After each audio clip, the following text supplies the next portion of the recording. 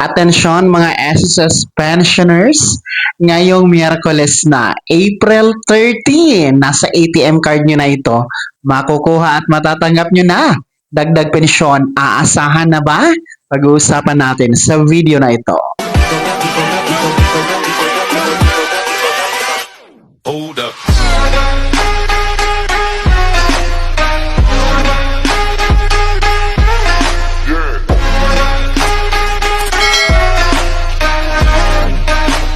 Hello mga ka-vlogs! Welcome dito sa aking YouTube channel. Magandang araw po. Sa lahat ng mga manonood, saan po kayong dako sa mundo, kumusta mga ka-vlogs?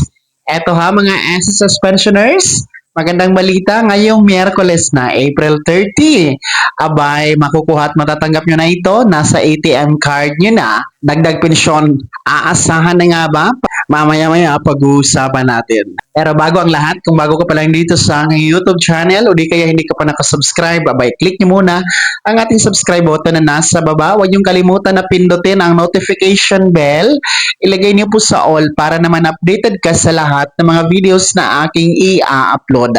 So eto na nga po, no, mabalik tayo mga pensyonado ni SSS sapagkat ngayong Miyerkules na po, April 30, sa pagtatapos itong buwan ng Abril. Abay, makukuha at matatanggap nyo na, nasa ATM card nyo na ang inyong pensyon para sa buwan ng Mayo. Para po ito sa inyo mga first batch, yung meron pong date of contingency, o araw ng kapanganakan, araw ng pagkasakit, o araw ng pagkamatay, mula 1st to 15th day of the month.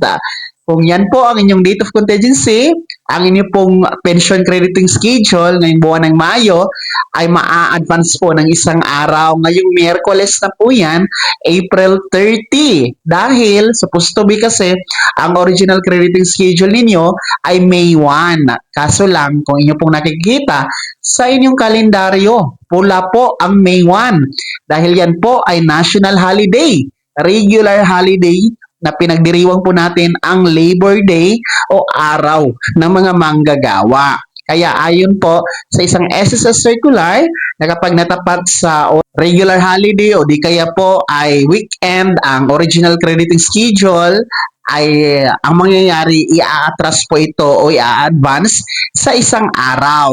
So, ang mangyayari nga po ngayong Mayo na pensyon para sa mga first batch ay mas maaga kaysa inaasahan, no? Advance ng isang araw. Instead of May 1, magiging April 30. So, ayon po kasi yan sa SSS circular. So, yun po ang good news para sa inyong pensyon ngayong Mayo, mga first batch SSS pensionado. Kahit pa paano, mas maaga nyo pong makukuha at matatanggap ang inyong pensyon, mas maaga nyo pong mapapakinabangan sa inyong mga pangangailangan, lalong-lalo pa yung merong mga maintenance sa gamot, pabili ng pagkain, at iba pa po.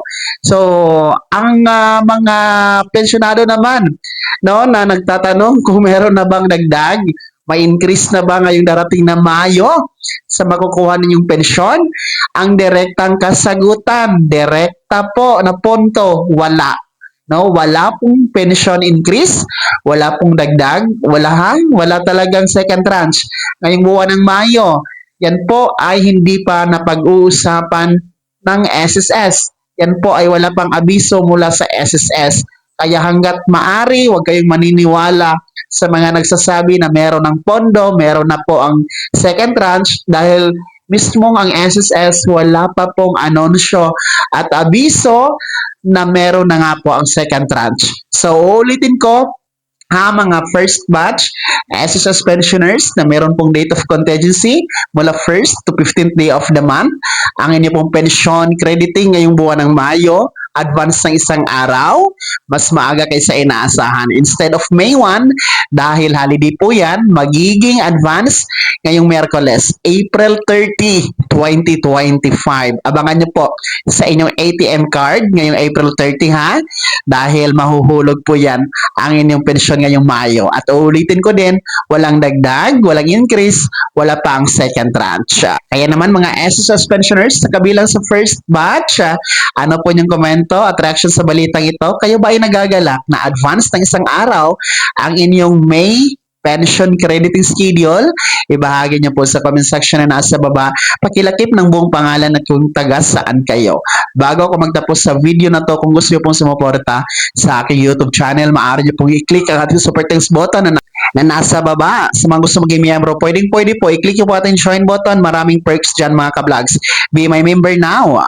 Sana'y naging gabay ang video na to kahit paano na pag-uusapan natin ang mga mahahalagang bagay-bagay na may kinalaman sa pagiging miyembro, benepisyaryo at pensyonado sa SSS. Kung hindi ka pa nakasubscribe dito sa aking YouTube channel, maaari nyo nang i-click ang ating subscribe button na nasa baba.